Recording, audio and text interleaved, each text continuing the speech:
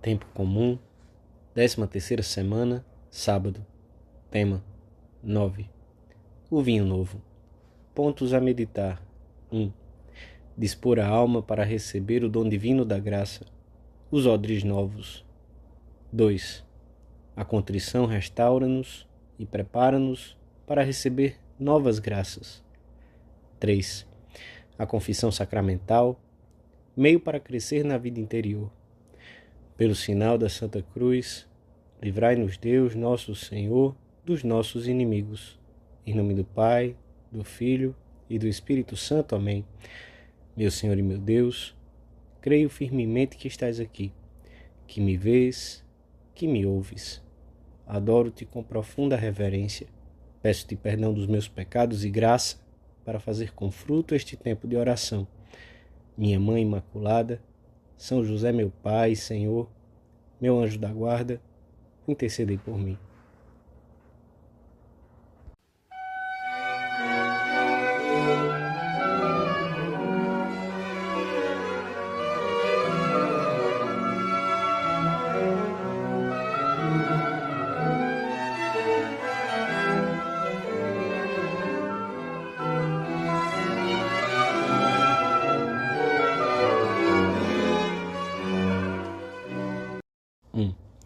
Jesus ensinava, e os que o escutavam entendiam-no bem. Todos os que ouviram pela primeira vez as suas palavras narradas no Evangelho da missa de hoje conheciam os remendos nas roupas, e todos também, acostumados aos trabalhos do campo, sabiam o que acontece quando se lança o vinho novo, extraído da vinha recém-vidimada, em odres velhos. Com essas imagens simples e bem conhecidas, o Senhor ensinava as verdades mais profundas sobre o reino que ele viera trazer às almas. Ninguém coloca remendo novo em pano velho. Do contrário, o remendo levará consigo parte do tecido, e o rasgão tornar-se-á maior. Também não se lança vinho novo em odres velhos. Do contrário, os odres arrebentam e todo o vinho se derrama. O vinho novo lança-se em odres novos, e assim as duas coisas se conservam. Jesus declara a necessidade de acolher a sua doutrina com um espírito novo, jovem, com desejos de renovação, pois da mesma maneira que a força da fermentação do vinho novo faz estalar os recipientes já envelhecidos, assim também a mensagem que Cristo trouxe à Terra tem que quebrar o conformismo, a rotina e as estruturas arcaicas. Os apóstolos lembrar-se-iam daqueles dias junto de Jesus como o início da sua nova vida. Não tinham recebido a pregação do Senhor como mais uma interpretação da lei, mas como uma vida nova que nele surgia com um ímpeto extraordinário e que lhes reclamava disposições novas. Sempre que os homens se encontram com Jesus, ao longo destes 20 séculos, alguma coisa de novo surgiu neles, rompendo atitudes velhas e gastas. Já o profeta Ezequiel havia anunciado que Deus concederia outro coração e um espírito novo aos que o seguissem. São Beda, ao comentar esta passagem do Evangelho, explica como os apóstolos se transformaram no dia de Pentecostes ao mesmo tempo que se enchiam do fervor do Espírito Santo. O mesmo aconteceria depois na igreja com cada um dos seus membros, uma vez recebidos o batismo e a confirmação. Estes odres novos, alma limpa e purificada, devem estar sempre cheios, pois quando vazios, a traça e a ferrugem os consomem, mas a graça conserva-os cheios. O vinho da graça necessita de umas disposições na alma constantemente renovadas, em torno do empenho por começar e recomeçar no caminho da santidade, que é um sinal de juventude interior, dessa juventude própria dos santos, das pessoas enamoradas de Deus. É um empenho que se traduz na disposição habitual de corresponder às moções e insinuações do Espírito Santo.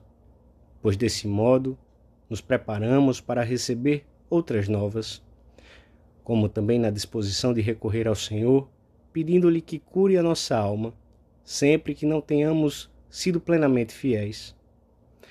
Limpa, Senhor Jesus, pedimos-lhe, como Santo Ambrósio, a podridão dos meus pecados. Enquanto me tens atado pelos laços do amor, cura o que está doente. Eu encontrei um médico que vive no céu e derrama o seu remédio sobre a terra. Só ele pode curar as minhas feridas, pois não tem nenhuma. Só ele pode tirar do coração a sua dor e da alma a sua palidez, pois ele conhece os segredos mais escondidos. Só o teu amor, Senhor, pode preparar a minha alma para receber mais amor.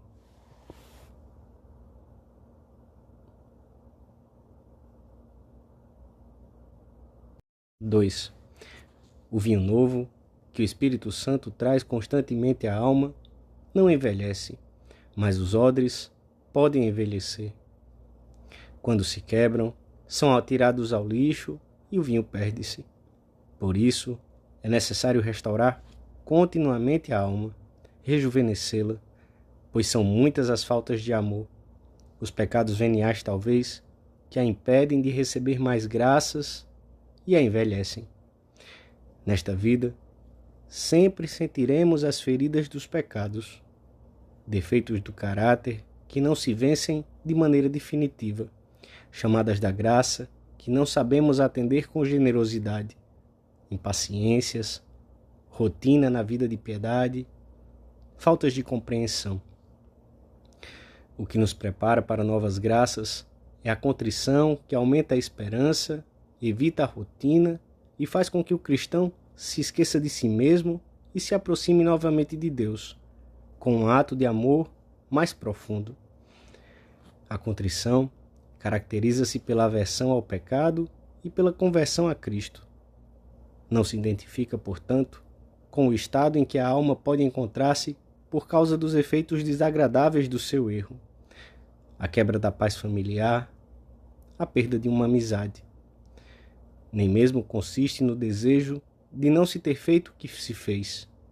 É a condenação decidida de uma ação, a conversão para o bom, para a santidade de Deus manifestada em Cristo. É a irrupção de uma vida nova na alma, cheia de amor, ao encontrar-se novamente com o Senhor.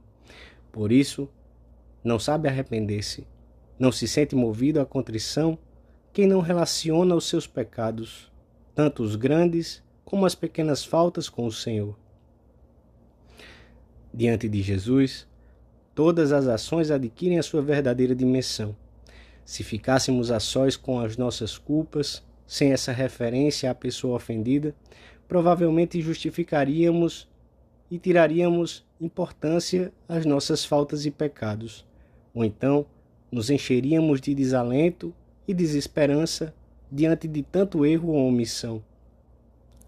O Senhor ensina-nos a conhecer a verdade sobre a nossa vida e, apesar de tantos defeitos e misérias, cumula-nos de paz e de desejos de ser melhores, de recomeçar novamente. A alma humilde sente a necessidade de pedir perdão a Deus muitas vezes ao dia. Cada vez que se afasta do que o Senhor esperava dela, compreende a necessidade de regressar como o filho pródigo, com verdadeira dor. Pai, pequei contra o céu e contra ti. Já não sou digno de ser chamado teu filho.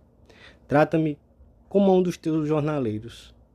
E o Senhor, que está perto dos que têm um coração contrito, escutará nossa oração.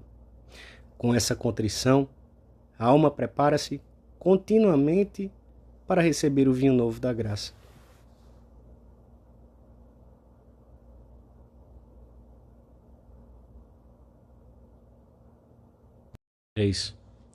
O Senhor, sabendo que somos frágeis, deixou-nos o sacramento da penitência, em que a alma não só sai restabelecida, mas também surge com uma nova vida, se porventura tenha perdido a graça. Devemos recorrer a este sacramento com uma sinceridade plena, humilde, contrita, com desejos de reparar. Uma confissão bem feita implica um exame profundo. Profundo não quer dizer necessariamente longo, sobretudo se nos confessamos com frequência. Se for possível, diante do sacrário e sempre na presença de Deus. É nesse exame de consciência que o cristão vê o que Deus esperava da sua vida e o que realmente ela foi. A bondade ou malícia nas suas ações, as omissões, as ocasiões perdidas, a intensidade das faltas cometidas, o tempo em que permaneceu nelas antes de pedir perdão. Quem deseje ter uma consciência delicada, procurará, antes de mais nada, confessar-se com frequência e depois não se contentará com uma confissão simplesmente válida, mas aspirará a fazer uma confissão boa, que ajude eficazmente a alma a elevar-se até Deus. Para que a confissão frequente consiga esse fim, é necessário seguir com toda seriedade este princípio. Sem arrependimento, não há perdão dos pecados. Daqui nasce esta norma fundamental para quem se confessa com frequência. Não confessar nenhum pecado venial de que não se esteja sério e sinceramente arrependido. Há um arrependimento geral.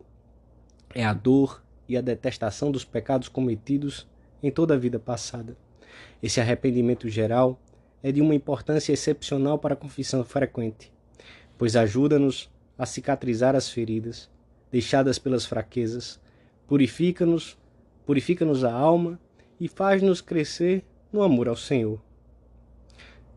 A sinceridade há de levar-nos sempre que seja necessário a descer a esses pequenos detalhes que dão a conhecer melhor a nossa fraqueza, como, quando, por que motivo, por quanto tempo, evitando tanto o detalhe insubstancial e prolixo como a generalização. É preciso dizer com simplicidade e delicadeza o que aconteceu, dar a conhecer o verdadeiro estado da alma, fugindo das divagações do tipo não fui humilde, fui preguiçoso, faltei à caridade, coisas que, por outro lado, são quase sempre aplicáveis a qualquer mortal. Numa palavra, devemos cuidar de que a nossa confissão frequente seja um ato pessoal, em que pedimos perdão ao Senhor das nossas fraquezas concretas e reais, não de generalidades difusas. Este sacramento da misericórdia é refúgio seguro, aqui se curam as feridas, se revitaliza o que estava gasto e envelhecido, e se remediam todos os extravios, grandes ou pequenos, porque a confissão não é somente um juízo em que as ofensas são perdoadas, mas também remédio para a alma. A confissão impessoal esconde, com frequência, um ponto de soberba e de amor próprio que trata de mascarar ou justificar aquilo que humilha e deixa humanamente em má situação. Para tornarmos mais pessoal este ato de penitência, devemos cuidar até do modo de nos confessarmos. Acuso-me de, pois este sacramento não é o relato de umas coisas acontecidas, mas uma autoacusação humilde e simples dos nossos erros e fraquezas diante do próprio Deus, que nos perdoará através do sacerdote e nos inundará com sua graça. Deus seja louvado, dizias de ti para ti, depois de terminares a tua confissão sacramental. E pensavas, é como se tivesse voltado a nascer. Depois, prosseguiste com serenidade. Senhor, que queres que eu faça? E tu mesmo te deste a resposta. Com a tua graça, por cima de tudo e de todos, cumprirei a tua santíssima vontade. Serviam. Eu te servirei sem condições.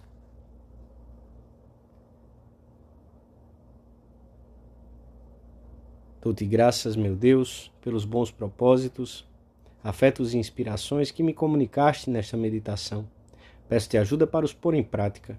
Minha Mãe Imaculada, São José, meu Pai, Senhor, meu anjo da guarda, intercedei por mim.